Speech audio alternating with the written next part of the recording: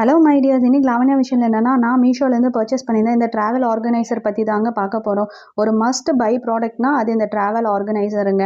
நான் யூஸ்வலாக ட்ராவல் பண்ணும்போது என்னோட சார்ஜர், ஹஸ்பண்டோட சார்ஜர், ஹெட்செட்டு எல்லாமே பார்த்தீங்கன்னா ரெண்டு ரெண்டாக இருக்கும். எல்லாத்தையும் ஹேண்ட்பேக்கில் வச்சு எடுத்துகிட்டு போனோம்னா ரொம்ப கசகசன்னு இருக்கும், எடுக்கிறதுக்கும் ரொம்ப கஷ்டமாக இருக்குங்க.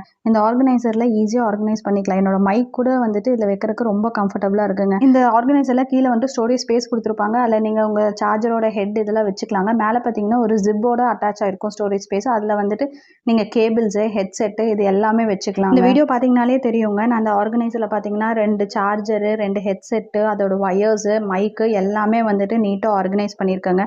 இதை ஆர்கனைஸ் பண்ணிவிட்டு நம்மளால் வந்துட்டு ஈஸியாக க்ளோஸ் பண்ணி கூட வச்சுக்க முடியுதுங்க. எந்த விதமான எம்பிட் இருக்கிறதோ இல்லை ஜிப்பு போடுற கஷ்டமாக இருக்கோ அப்படியெல்லாம் எதுவுமே இல்லைங்க.